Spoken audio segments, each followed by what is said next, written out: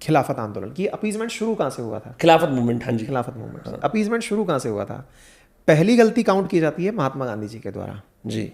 कहा जाता है कि इसको मैं थोड़ा हिस्ट्री के पर्सपेक्टिव से आपको बताता हूँ, फिर आप इसको समझेंगे कि अपीजमेंट अल्टीमेटली है क्या। कुछ हुआ इस तरह से था, मैं थोड़ा और पीछे लेके चलता हूँ। ये टाइम है 1905 का, जिस समय आज का पश्चिम बंगाल और पूर्वी बंगाल दोनों अलग हुए थे जी। लॉर्ड कर्जन उस समय वायसराय हुआ करते थे और बंगाल दो भागों में बटा था, पूर्वी बंगाल और पश्चिमी बंगाल। उस समय पर लॉर्ड कर्जन को ये लगा कि यार इन लोगों को बांटने का बेस्ट तरीका क्या हो सकता है। पहली बार हम लोगों को धर्म के आधार पर बांटा जा रहा था। बंगालियों ने अपने आप को बहुत अच्छे से जमा के दिखाया कि नहीं हम एक हैं भाई, राखी वाखी बांध दी और बहुत प्यार मोहब्बत हुई टाइप से सब कुछ चलता रहा। लेकिन अंग्रेज तो अंग्रेज थे, डिवाइड एंड रूल बहुत अच्छे से जानते थे। उन्होंने कुछ लोगों को एक्टिवेट किया, जिनमें आगा खान नाम से एक व्यक्ति था। 1906 में उन्होंने मुस्लिम लीग का गठन करा दिया। आगा खान ने? आगा खान तो इस्माइली मुस्लिम के लीडर होते हैं। आगा खान ही वो व्यक्ति था जिसने सबसे पहले 1906 में मुस्लिम लीग का गठन करवाया था। अच्छा, ठीक है, अब आगे चलते चलो। 1906 में मुस्लिम लीग बनती है। इन लोगों का केवल ये कहना था कि जो कांग्रेस बन चुकी थी ना पहले, वो कांग्रेस हिंदुओं की राजनीति करती है, तो हमें मुस्लिमों की राजनीति करने के लिए ग्रुप बनाना है। बोले बनाओ यार, बन जाता है साहब मुस्लिम लीग। मुस्लिम लीग को ये नहीं पता कि करना क्या है, बन गई वो कि हाँ मुस्लिमों के लिए एक पार्टी है। अच्छा, बाय द वे 1940 तक, जब तक पाकिस्तान का नैरेटिव नहीं आया था, मुस्लिम लीग को भी नहीं पता था कि उसको करना क्या है। बस हमें मुसलमानों की बात करनी है। क्यों? क्योंकि धर्म के आधार पर अंग्रेजों ने हमें बांट दिया है। शुरू होता है यहां से काम। 1907 में कांग्रेस खुद बट जाती है, सूरत स्प्लिट जिसे कहते हैं, और उसमें कांग्रेस बटती है इस बात पर कि ये जो बंगाल का मामला है ना, इसको नेशनल बनाया जाए या फिर इसे इसी जगह रखा जाए, क्षेत्रीय रखा जाए। जी। कौन से मामले को? स्वदेशी आंदोलन, जो 1905 में जब बंगाल का विभाजन हुआ, तो बंगाल के विभाजन पर पूरे भारत को एक कर लिया जाए, या फिर इसको केवल यहीं, क्योंकि यहां का मामला यहीं रखा जाए। जी। इसको लेकर जो पुरानी कांग्रेसी थे ना, उन्होंने कहा नहीं यार इस चीज को इतना ज्यादा पब्लिश करने की जरूरत नहीं है, लोकल मामला है। लेकिन नए कांग्रेसी, जिनको उग्र दल का नेता कहा गया था, नरम दल और गरम दल जिनको कहा गया था, गरम दल में लाल बाल पाल जो थे जी, उनने कहा नहीं सर, इसको सब जगह जाना है।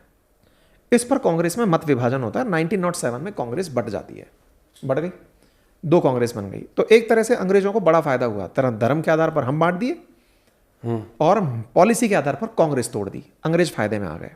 लेकिन कहीं ना कहीं वो समझ चुके थे कि यार नहीं, ये ज़्यादा दिन चलेगा नहीं, कांग्रेस वापस से एक होती है, वैसे ही मुस्लिम लीग अपना अपना काम कर रही होती है। इस बीच में महात्मा गांधी इंडिया आ जाते हैं। महात्मा गांधी इंडिया आते हैं, कांग्रेसी उनसे कहते हैं साहब पार्टी ज्वाइन कर लो, अफ्रीका में अच्छा करके आए हो, फॉरेन रिटर्न हो, आप यहाँ पे कुछ अच्छा कर सकते हो, मामला को देखो, आप अंग्रेजों को हरा के आए हो। महात्मा गांधी कहते हैं पूरा इंडिया ट्रैवल करूंगा, फिर समझूंगा इस पूरी कहानी को। महात्मा गांधी सब जगह जाते हैं, गरीबों को देखते हैं यार इनके पास तो कपड़े ही नहीं है, और मैं वो आदमी जो फर्स्ट क्लास से ट्रैवल करता हूँ, बढ़िया जहाज में घूमता हूँ, बढ़िया विदेश का ट्रैवल करके आया हूँ, बैरिस्टर हूँ, अच्छी डिग्री वाला, बढ़िया एकदम, अरे लपक के इंग्लिश बोलने वाले आदमी और बढ़िया पढ़े लिखे पैसे वाले आदमी। पर बोले यार इन जैसा बनने के लिए पहले इनके जैसे तो अटायर लेने पड़ेंगे, इनकी तरह ही रहना पड़ेगा। तो महात्मा गांधी जी ने, ताकि वो कनेक्ट कर पाए लोगों से, वो अटायर जो खुद से बना सकते थे ताकि कनेक्ट अच्छा हो। महात्मा गांधी जी नेचुरली गरीब नहीं थे, लेकिन वो कनेक्ट करने के लिए कि अपना आदमी है।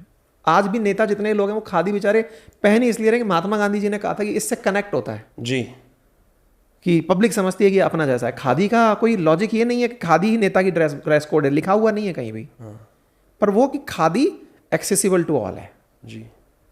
वो तब से गांधी जी का वो जो था ना, गांधी जी ने पूरा देश भ्रमण किया, तो राहुल गांधी जी भी तो वही कर रहे थे भारत जोड़ो यात्रा में। हर नेता मतलब अपने जीवन काल में जब भी अपना पॉलिटिकल कैरियर रिवाइव करना चाहता है, बैक टू रूट्स में वो गांधी जी के पास ही जाता है। और यही ग्रास रूट्स मूवमेंट होती है ना, जब आप बहुत समय से अपने, आप कुछ भी उठा के देख लो यार, जगत सिंह को उठा के देख लो, जगन अन्ना जिन्हें बोलते हैं अपन इसमें साउथ में, अम्मा को उठा के देख लो, ममता बनर्जी को उठा के देख लो, सबके लाइफ स्पैन में एक ना एक बार सबने इस तरह की पैदल यात्राएं की हैं, inspired by great Gandhi ji.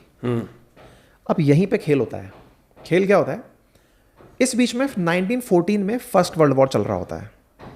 First world war के अंदर अंग्रेज जो है ना, वो टर्किश एम्पायर को हरा देते हैं। By the way Turkish empire उस समय ऑटोमन एम्पायर है। अंग्रेज जब ऑटोमन एम्पायर को हराते हैं, दुनिया भर के जितने भी मुस्लिम्स हैं वो अपने आप को कनेक्ट करते हैं ऑटोमन एम्पायर से कि भाई हमारा एक एम्पायर चलता है। समझ गया। इंडिया के मुसलमान इस बात को लेकर ऑफेंसिव हो जाते हैं कि हमारे खिलाफ अंग्रेज वहां लड़ाई लड़ रहे हैं। जी। 1914 में फर्स्ट वर्ल्ड वॉर होता है। फर्स्ट वर्ल्ड वॉर में अंग्रेज ऑटोमन एम्पायर के खिलाफ लड़ाई लड़ रहे हैं। टर्की ऑटोमन एम्पायर का लीडर होता था जी। उस समय का इजराइल है ना, वो टर्की के अंडर में होता था। मतलब आप सोचो, इजराइल पैलेस्टाइन वगैरह कुछ नहीं होते थे पहले। It's a very new nation. हाँ, ये तो बहुत ताज़ा ताज़ा बने। उस समय पूरा ये वाला जो एरिया है ना, जिसको लेबनान वगैरह अपन कह रहे हैं, ये सब ऑटोमन एम्पायर होता था। इसको फर्टाइल क्रेसेंट बोलते हैं मिडिल ईस्ट में। ठीक है, ये सब उधर होता था। इंडिया का मुसलमान नाराज कि यार अंग्रेजों, तुम्हारी इतनी हिम्मत कि तुम यार हमारे एम्पायर को हरा रहे हो। इधर महात्मा गांधी जी अपीजमेंट का पहला दाव खेलते हैं कि तुम अंग्रेजों से नाराज हो। बोले हाँ। हमारे साथ आओगे? बोले बताओ। बोले होम रूल लीग, हमारा यहाँ पे आंदोलन चल रहा है, होम रूल आंदोलन, साथ दोगे हमारा? बोले अगर आप खिलाफत आंदोलन में साथ देते हो तो हम आपका साथ होम रूल में देंगे। अब कांग्रेस की ऐसी क्या मजबूरी थी और महात्मा गांधी जी कहां सरेंडर किए, इसको समझने के लिए मैं हल्का सा पीछे और लेके चलूंगा। जी। 1909 में मुसलमानों ने अपने लिए अंग्रेजों से सेपरेट इलेक्टोरेट मांगा। यह क्या होता है? सेपरेट इलेक्टोरेट का मतलब है कि मुसलमान मुसलमान को ही वोट देगा, समझ गया, अपना प्रतिनिधि बनाएगा। उस समय की कांग्रेस इसके बिल्कुल खिलाफ थी। इसे मार्लिमेंटो सुधार कहते हैं। हाँ, इसको फिर ये इससे प्रेसिडेंट सेट हो जाता, फिर हर कम्युनिटी यही मांग करती है। एग्जैक्टली, हुआ भी 1919 में यही हुआ। अच्छा। मॉन्टेग्यू चेम्सफोर्ड जब रिफॉर्म्स आए तब यही हुआ। अब ये चीज़ और आगे बढ़ा दी गई थी, अंग्रेजों को भी कर दी, सिखों को भी कर दी, एंग्लो इंडियंस के लिए भी करने की बात हो गई इस तरह से। और तो और 1935 में चलते चलते दलितों के लिए भी कर दी कि उस समय जब हमारे वो चलने लगा था राउंड कॉन्फ्रेंस, इस बात पर ही तो सबसे बड़ा ये पूना पैक्ट की कहानी है। हिस्ट्री बड़ी इंटरेस्टिंग है कि महात्मा गांधी जी और अंबेडकर जी के बीच में पूना पैक्ट क्यों हुआ था। क्योंकि मैं डायरेक्ट उधर नहीं पहले जंप करूंगा, बस इसको कंटेक्स्ट में इतना सा समझ लो कि अंग्रेज इसको आगे लेते लेते दलितों तक सेपरेट इलेक्टोरेट ले गए थे। इसके खिलाफ गांधी जी बैठ गए थे कि भाई नहीं नहीं नहीं, आप लोगों ने पहले धर्म से तोड़ा, अब हमको जातियों से तोड़ दोगे। आपको तोड़ना ही है हम पर राज करने के लिए, लेकिन मैं ये अब नहीं होने दूंगा। लेकिन यहां जो 1909 में मुसलमानों को सेपरेट इलेक्टोरेट मिला, जिसका कांग्रेस ने उस समय तो विरोध किया, लेकिन बाद में समर्थन प्राप्त करने के लिए खिलाफत आंदोलन में तुमको सपोर्ट करेंगे। खिलाफत नहीं था असल में, वो खलीफेट था। खलीफा को बचाने के लिए सपोर्ट करना था इंडियन मुस्लिम्स को टर्की के लिए। इधर कांग्रेस कहती है कि हम तुम्हारा उसमें सपोर्ट करेंगे, तुम हमारा होम रूल में सपोर्ट करो। और यहां पे जाकर के पहली बार अपीजमेंट होता है।